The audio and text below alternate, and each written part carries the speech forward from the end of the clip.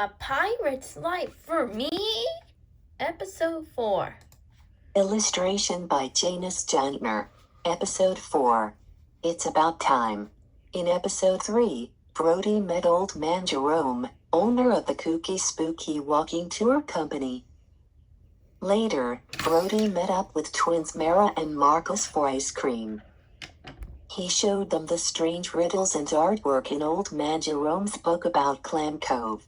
"What are we doing?" I whispered as the three of us snuck up on a group of tourists following someone wearing a sheet with holes cut out for their eyes. "Is that supposed to be a ghost?" "SHHH," Marcus replied. "Pretend you're not listening." He put his arm out when the group stopped moving. "Look at these bricks," he said loudly, pointing to the building next to us. "Cool bricks, huh, Brody?" Mara rolled her eyes. "Hey, you kids!" the ghost yelled. "What are you up to back there? This tour isn't free." "Busted," Marcus mumbled. "Hide." We turned and dashed around the side of the building and stood as still as statues. "Don't move. Don't breathe. Don't. Boo." A ghost, aka Old Man Jerome, popped around the corner. "Oh?" I squawked and wedged myself between the twins. "Yep, I freaked a little. You probably would have too." The dude was loud and fast and kinda weird. "Okay, yeah, I startle easily." "Whatever.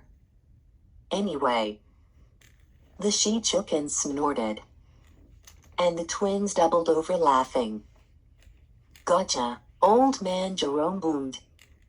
"Come on, you troublemakers, you already missed my new ghost story." "Sorry, Brody," Mara said. "We didn't really have to sneak. We get free tours as a job perk.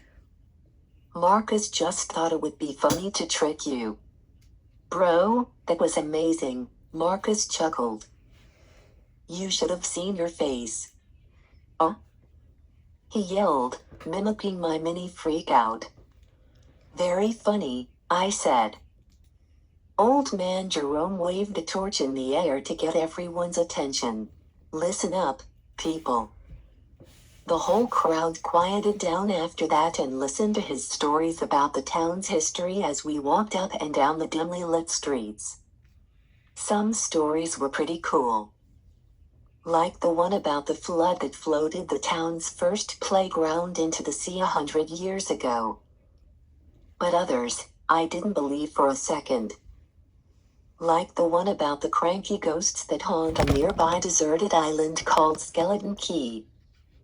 According to Old Man Jerome, the ghosts of Skeleton Key have pet ghost sharks that guard the island to keep trespassers away. I had many adventures before settling in Clam Cove. I've collected treasures from all over the world, Old Man Jerome told us, when the tour ended in front of his small shop. A box filled with copies of Clam Cove's treasure tales sat outside the door. "Buy a copy of my new book, and you might find yourself on an adventure of your own." Then he whipped off the ghost sheet. He was wearing a clown suit underneath. "Couldn't decide if I wanted to be kooky or spooky tonight," he said, grinning. Everyone laughed, but the crowd thinned out pretty quickly after that. Only one person bought a book. But she didn't open it. She just used it to fan her face. I had to admit, the cover didn't make it look all that interesting. "Okay, now's our chance," Mara said when the crowd cleared. "Our chance to what?" I asked. "Ask if there's treasure hidden somewhere in Clam Cove," Marcus replied. "You think he's just going to tell us?" "Probably not," Marcus said. "But it's worth a shot." "Great tour, sir," Mara said as Old Man Jerome pushed the box through the shop door. "We have a question."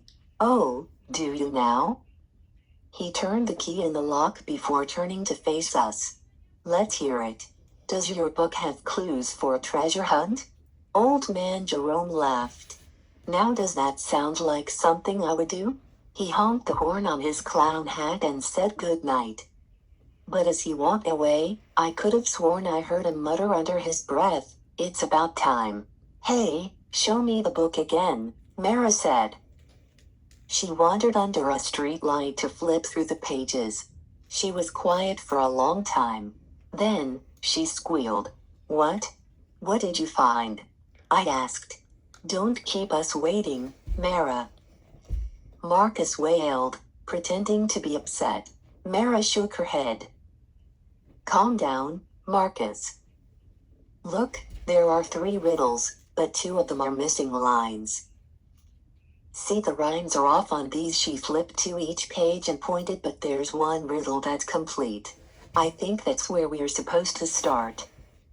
I took the book and read.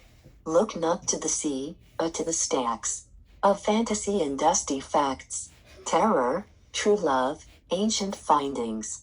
Worms get lost between the bindings. 607. 111. A face that cannot speak or see. Holds a line that holds a key. Worms? Terror. Sounds scary. Marcus said, fake shivering. Maybe it's pointing us to a haunted house. Maybe, I said, staring at the words as some started to make sense. A face that can't see or speak, could that be a clock? Oh, yeah, Marcus nodded. That makes sense. Think it's a clock in a haunted house full of slithery, slimy worms? He shivered again. Gross. Mara ran a finger across the lines of the riddle. Nope, these worms are people. Huh? I was confused. What? Marcus was also confused. They're bookworms, people who love to read. Mara laughed. Think about it. All books have bindings, and some are made-up stories while others are all about facts.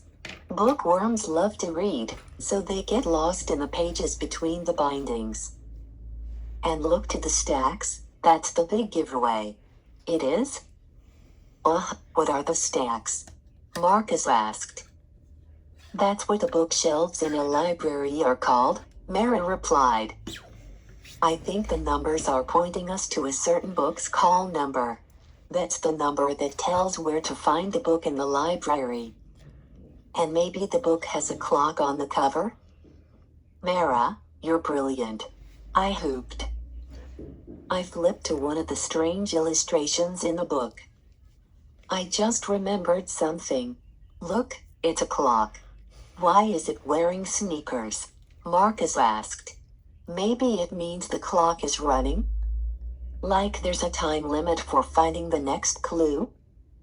Mara said. Then we better hurry, I said. Let's go to the library. My body felt like I'd just plugged myself into an outlet and powered up to 1,000%. I was a pirate on a treasure hunt. And I was pumped. Until Marcus said something terrible. The end.